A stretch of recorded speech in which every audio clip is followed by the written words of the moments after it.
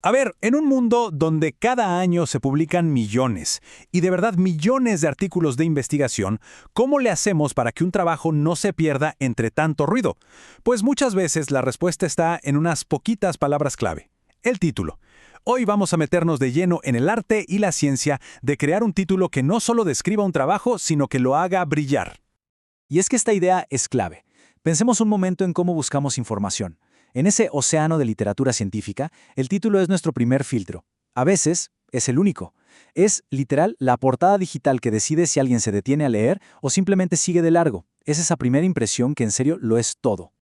Para que esto quede súper claro, vamos a ver un caso de la vida real. A la izquierda, la primerísima versión del título de un trabajo de doctorado. Cortito, directo, parece que funciona, ¿no? Pero a la derecha está la versión final, la que se publicó. Mucho, pero mucho más larga y descriptiva. La pregunta del millón es, ¿qué pasó ahí en medio? Y aquí es donde se pone bueno el misterio. ¿Por qué un título de 17 palabras sería mejor que uno de 5 que, en teoría, hace el trabajo? Parece que va en contra de toda lógica, ¿verdad? Pues la respuesta a esto nos revela muchísimo sobre cómo ha cambiado el juego de la comunicación científica hoy en día. Bueno, para empezar a resolver este rompecabezas, tenemos que fijarnos en lo que no estaba ahí. El primer título era claro, sí, y conciso, también, pero le faltaba el ingrediente secreto, el más importante de todos en la ciencia moderna, la novedad. O sea, no le decía a nadie por qué este estudio era diferente a los otros cientos que ya existen sobre el mismo tema. Y fíjense, esto no es solo una opinión. Un análisis con inteligencia artificial de miles de artículos supercitados nos da como una especie de receta para el título perfecto. Claro, están los sospechosos de siempre: claridad, buenas palabras clave, que sea conciso, pero lo realmente interesante es que los títulos ganadores van un paso más allá. Te dan una pista del método, de los resultados y sobre todo, te gritan la novedad. Pero a ver, si nos tuviéramos que quedar con una sola de estas características, solo una, sería esta. Hoy en día, la chamba número 1 de un título es comunicar el avance científico. Tiene que contestar la pregunta ¿qué trae de nuevo esta investigación? Si no lo hace, simple y sencillamente, se vuelve invisible. Ahora, hablemos de algo súper práctico. Este número que ven en pantalla, 55, ¿qué tiene de especial?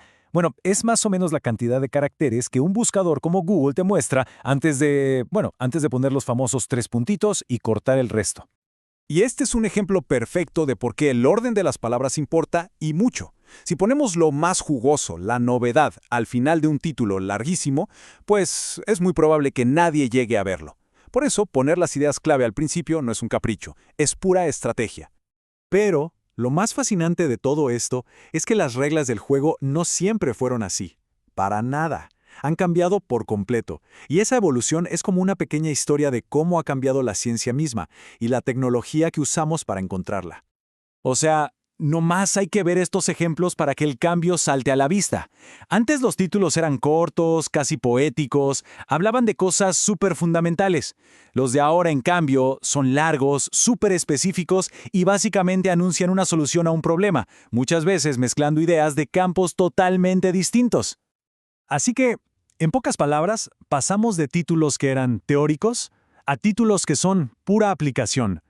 Y claro, se hicieron más largos, porque la ciencia se hizo más compleja, más interdisciplinaria. El chiste ya no es solo describir algo, sino resolver un problema real, de los que importan. Ok, entonces la pregunta es ¿cómo se escribe un buen título hoy en día? La buena noticia es que no hay que inventar el hilo negro. Ya existen algunos patrones, unas fórmulas que nos pueden servir de guía. Vamos a revisar las más comunes. La primera es la que podríamos llamar MAB, material, aplicación y beneficio. Esta es súper directa y funciona de maravilla cuando se presenta un nuevo material o un mecanismo innovador. Es como decirle al lector en una sola frase: oye, hicimos esto, sirve para esto otro, y el gran beneficio es este. Más claro, imposible. Aquí está el ejemplo perfecto. El material, los catalizadores nanoestructurados. La aplicación, la producción de hidrógeno. Y el beneficio, que sea sostenible. Listo. En una sola línea ya sabemos el qué, el para qué y el por qué es importante. Es una estructura súper lógica e informativa. La segunda fórmula le da una vuelta a la tuerca. Es proceso, material y aplicación, o PMA. Esta es la que hay que usar cuando la verdadera novedad no es el material en sí, sino cómo lo usamos o lo procesamos. Aquí, el método es la estrella, y el título lo grita desde el inicio.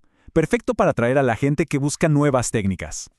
Y por último tenemos la fórmula IMI, innovación, material e impacto.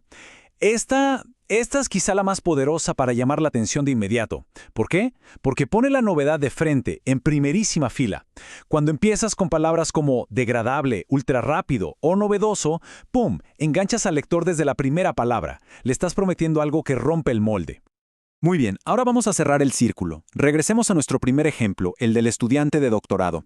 Y vamos a aplicar todo esto que vimos para entender por qué la versión final era sin duda la mejor. A ver, el problema con la primera versión es que era súper genérica. Fermentación de xilosa. Ok, ¿y? La solución, la versión final, es brillante porque te dice la novedad desde el arranque. El uso de bagazo de caña de azúcar como soporte. Eso es lo nuevo, eso es lo específico, eso es lo que justifica que exista todo un artículo. Te dice el material, el proceso y la aplicación. Todo en uno. Y bueno, para que veamos que nadie nace sabiendo, el autor del artículo original nos comparte, con mucha humildad, el título de su primerísimo paper. Y, bueno, digamos que es un título con áreas de oportunidad. Vamos a desmenuzarlo un poco. Primero, empieza con puro relleno, estudio de laboratorio sobre esas palabras sobran. Luego, le faltan palabras clave con punch, con gancho. Y lo peor de todo, no dice cuál es la novedad. O sea, ¿qué se hizo exactamente en ese estudio? El título no nos da ni una pista. Ahora miren esta versión mejorada. Mucho más potente. Quita toda la paja y va directo al grano. Establece clarísimo cuál es la novedad. Una comparación directa entre dos técnicas específicas, bioaumentación y bioestimulación. Ahora sí, el título nos está diciendo cuál es el verdadero aporte científico del trabajo. Y con esto llegamos al final, con una pregunta que vale la pena hacerse. Un buen título no es solo una etiqueta, es mucho más que eso. Es una herramienta de comunicación, una estrategia. Es la puerta de entrada a meses o hasta años de investigación. Si esa puerta está bien diseñada, puede asegurar que un trabajo increíble sea leído, reconocido y citado. Así que la pregunta final es esa. ¿El título que se elige está abriendo puertas o las está cerrando de golpe?